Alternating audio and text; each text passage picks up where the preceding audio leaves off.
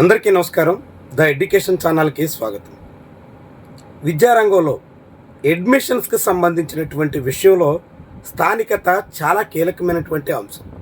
స్థానికత ఆధారంగానే చాలా ఇన్స్టిట్యూషన్స్లో సీట్లు అలాట్మెంట్ ఉంటుంది. ఈ తరుణంలో ఇంటర్మీడియట్ కంప్లీట్ చేసి బీటెక్ లేదా ఎంబీబీఎస్ కాకుంటే ఇతర కోర్సుల్లో చేరాలనుకుంటున్నటువంటి విద్యార్థులందరికీ సంబంధించి ఆంధ్రప్రదేశ్లో స్థానికతలో తీసుకొస్తున్న మార్పుల మీద గతంలోనే మనం ఒక వీడియో చేసి ఉన్నాం. దానికి సంబంధించి లేటెస్ట్ అప్డేట్ ఒకటి అధికారికంగా రాష్ట్ర ప్రభుత్వం వెల్లడిస్తోంది. దాని మీద ఏప్రిల్ 10వ తారీఖున జరగబోతున్నటువంటి క్యాబినెట్లో కీలక నిర్ణయం తీసుకోబోతోంది. ఆంధ్రప్రదేశ్లో 2022లో 13 జిల్లాలను 26 జిల్లాలుగా పునర్విభజన చేశారు. 2025లో మరొక 2 జిల్లాలు కొత్తగా యాడ్ అయ్యాయి. అందులో మార్కాపురం, పోలవరం జిల్లాలు ఉన్నాయి. అయితే ఇప్పటికే కేంద్ర ప్రభుత్వం అధికారికంగా ఇచ్చినటువంటి ఆదేశాలకు అనుగుణంగా రాష్ట్ర ప్రభుత్వం 26 జిల్లాల ప్రాతిపదికన స్థానికత నిర్ణయం చేయబోతోంది. దానికి సంబంధించి ఈ నెల 10వ తారీఖున క్యాబినెట్ భేటీలో నిర్ణయం చేస్తారు. ఆ నిర్ణయానికి అనుగుణంగా ఆంధ్రప్రదేశ్ రాష్ట్ర ప్రభుత్వ గెజిట్ నోటిఫికేషన్ రాబోతోంది. అది వచ్చిన తర్వాత అధికారికంగా త్వరలోనే రాష్ట్రంలో నోటిఫికేషన్ వస్తే 6 జోన్లుగా 2 మల్టీ జోన్లుగా విభజన చేస్తారు. మొత్తం ఆంధ్రప్రదేశ్లో 26 జిల్లాలని 6 జోన్లుగా 2 మల్టీ జోన్లుగా విభజన చేస్తారు. అయితే 6 జోన్లుగా విభజన అన్నది ఉద్యోగాల రిక్రూట్మెంట్ విషయంలో వర్తిస్తుంది. కానీ అకాడమిక్ సంబంధించి స్టూడెంట్స్కి సంబంధించినటువంటి విషయంలో 2 మల్టీ జోన్లే ముఖ్యమైనటువంటి పాత్ర పోషిస్తాయి. ఎందుకంటే ఇప్పటివరకు ఆంధ్రప్రదేశ్లో 2 జోన్లుగా ఉన్నది, ఒకటి ఏయు, 2 ఎస్వియు. ఏయు పరిధిలో ఉమ్మడి శ్రీకాకుళం జిల్లా నుంచి ఉమ్మడి ప్రకాశం జిల్లా వరకు ఉన్నటువంటి మొత్తం ప్రాంతం ఏయు పరిధిలోకి వస్తుంది. 2025-26 వరకు ఇదే విధానం అమలయ్యింది.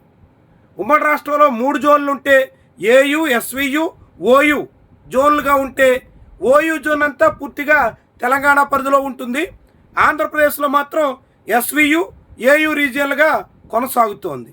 ఎస్వియు రీజియన్లో ఉమ్మడి నెల్లూరు జిల్లా నుంచి 4 రాయలసీమ జిల్లాలు కలిపి 5 జిల్లాలతో ఆ రీజియన్ కొనసాగుతోంది. ఇప్పటి వరకు ఈ రీజియన్ల పరిధిలో ఏయు పరిధిలో ఉన్నటువంటి సీట్లన్నీ ఏయు స్టూడెంట్స్కి 85%, నాన్ లోకల్కి అంటే ఎస్వియు స్టూడెంట్స్కి 15% చొప్పున అవకాశాలు కల్పిస్తున్నారు. ఇప్పుడు రాష్ట్ర ప్రభుత్వం ఏయు, ఎస్వియు అనే జోన్లు తొలగించి మల్టీ జోన్ 1, మల్టీ జోన్ 2 అన్నట్టుగా మారుస్తుంది. ఈ మార్పు కారణంగా ఇప్పటి వరకు ఉన్నటువంటి జోన్లలో చాలా పెద్ద మార్పులు రాబోతున్నాయి. దానికి తగ్గట్టుగా రాష్ట్ర క్యాబినెట్ ఏప్రిల్ 10వ తారీఖున తీర్మానం ఆమోదిస్తుంది. ఆ తర్వాత గెజిట్ వస్తుంది. దీంట్లో ఇక్కడి నుంచి అంటే శ్రీకాకుళం జిల్లా మొదలుకొని ఉమ్మడి కృష్ణా జిల్లా వరకు అంటే కృష్ణానదికి ఎడమవైపు ఉన్నటువంటి ప్రాంతం అంతా ఒక జోన్ గాను, కృష్ణానదికి కుడివైపున ఉన్నటువంటి ప్రాంతం అంతా అంటే గుంటూరు జిల్లా ఉమ్మడి జిల్లా నుంచి మొదలుకొని రాయలసీమ అంతటా కలిపి ఒక జోన్ గాను ఏర్పడబోతుంది. మల్టీ జోన్ 1లో శ్రీకాకుళం నుంచి కృష్ణా జిల్లా వరకు ఉమ్మడి జిల్లాలు ఉంటాయి. గుంటూరు నుంచి చిత్తూరు వరకు ఉన్నటువంటి ఉమ్మడి జిల్లాలన్నీ మల్టీ జోన్ 2లో ఉంటాయి. అంటే 2 జోన్లుగా రాష్ట్రాన్ని ఇప్పుడు విభజించబోతున్నారు.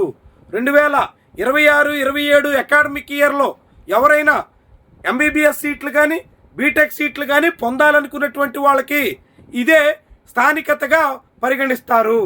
అంతేకాకుండా కొత్తగా తీసుకొచ్చినటువంటి నిబంధనల ప్రకారంగా ఇక నుంచి 95% సీట్లు లోకల్కి కేటాయిస్తే, ఉదాహరణకి ఆంధ్ర మెడికల్ కాలేజీలో 95% సీట్లు ఏయు పరిధిలో ఉన్నటువంటి స్టూడెంట్స్ కేటాయిస్తారు.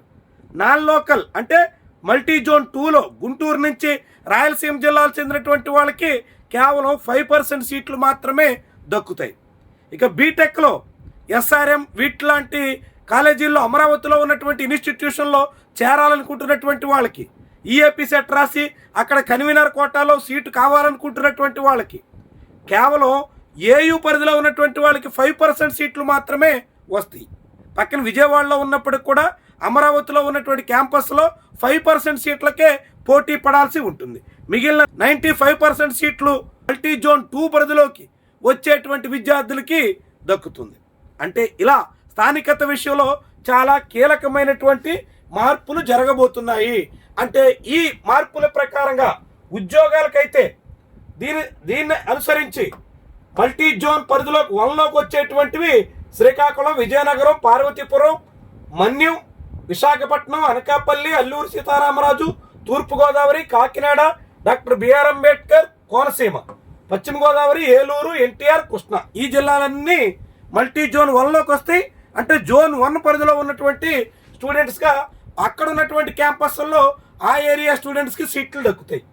ఇక మల్టీ జోన్ 2లో గుంటూరు, పల్నాడు, బాపట్ల, ప్రకాశం, పొట్టి శ్రీరాములు నెల్లూరు, తిరుపతి, చిత్తూరు, అన్నమయ్య, వైఎస్ఆర్ కడప, నంద్యాల, అనంతపురం, కర్నూలు, శ్రీ సత్యసాయి జిల్లాలు ఉంటాయి. అంటే దీన్ని బట్టి మార్కాపురం మల్టీ జోన్ 2లోకి వస్తుంది, పోలవరం జిల్లా మల్టీ జోన్ 1లోకి వస్తుంది. ప్రస్తుతం మాత్రం 26 జిల్లాల ప్రాతిపదికన ఈ జోన్ల విభజన జరుగుతుంది. దీని ప్రకారంగా ఉద్యోగాల్లో ఎవరైనా ఈ ప్రాంతాల్లో చేరాలనుకుంటున్నటువంటి వాళ్ళు దానికి తగ్గట్టుగా నియామక ప్రక్రియ పూర్తి చేస్తారు. ఎలా చేస్తారు అని అంటే, మీరు ఇప్పుడు డిగ్రీలో అంటే గ్రాడ్యుయేషన్ కోర్స్కి బీటెక్ ఆర్ ఎంబీబీఎస్ చేరాలనుకుంటున్నప్పుడు దానికి ముందు అంటే ఇంటర్మీడియట్ సెకండ్ ఇయర్ నుంచి 7 ఏళ్ళు వెనక మీరు ఎక్కడ చదివారు, ఎక్కడ ఎక్కువ కాలం చదివారు అన్నది పరిగణలో తీసుకుని మీ స్థానికతను నిర్ణయిస్తారు. ఉదాహరణకి రాయలసీమ స్టూడెంట్, కర్నూలు సంబంధించినటువంటి స్టూడెంట్ 10th వరకు కర్నూలులో చదివి ఇంటర్మీడియట్ విజయవాడలో చదివితే 2 ఏళ్ళు మాత్రమే ఇంటర్మీడియట్లో ఉంటారు కాబట్టి 5 ఏళ్ళు రాయలసీమ కర్నూలులో చదివి ఉంటారు కాబట్టి మల్టీ జోన్ 2 పరిధిలోకి ఆయన వచ్చే అవకాశం ఉంటుంది.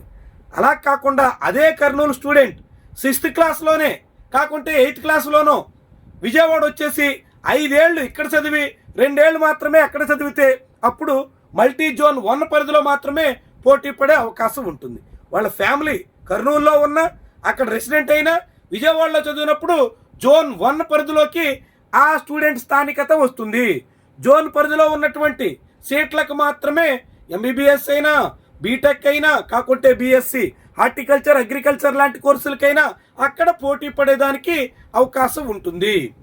సో కొన్ని స్టేట్ వైడ్ ఇన్స్టిట్యూషన్స్ ఉంటాయి. ఉదాహరణకి విజయవాడలో ఉన్నటువంటి సిద్ధార్థ మెడికల్ కాలేజ్ ఇలాంటి వాటిలో మళ్ళీ లెక్క భిన్నంగా ఉంటుంది. కానీ మొత్తంగా చూస్తే స్థానికతను ఇదే ప్రాతిపదికన నిర్ణయించబోతున్నారు. రేపు 10వ తారీఖున తీసుకోబోయేటువంటి నిర్ణయం ద్వారా ఇది అధికారియుతం కాబోతుంది. వచ్చే అడ్మిషన్ ప్రక్రియ నుంచి అంటే 2026-27 విద్యా సంవత్సరంలో చేరబోతున్నటువంటి స్టూడెంట్స్ అందరికీ ఇది వర్తించబోతుంది. సో ఇప్పుడు మీరు ఇంటర్మీడియట్ చేరాలనుకుంటున్నటువంటి వాళ్ళు ఈ స్థానికత విషయాన్ని గమనంలో పెట్టుకుని దానికి తగ్గట్టుగా చేరడం మీ అందరికీ శ్రేయస్కరం. ఇది లోకాలిటీకి సంబంధించి లేటెస్ట్ అప్డేట్. ఇంతకుముందు మనం ఒకసారి చెప్పాం, మళ్ళీ ప్రభుత్వం దాన్నే అధికారియుతంగా వర్తింపజేయబోతుంది కాబట్టి మరోసారి అప్డేట్ చేసే ప్రయత్నం. Thank you very much for watching.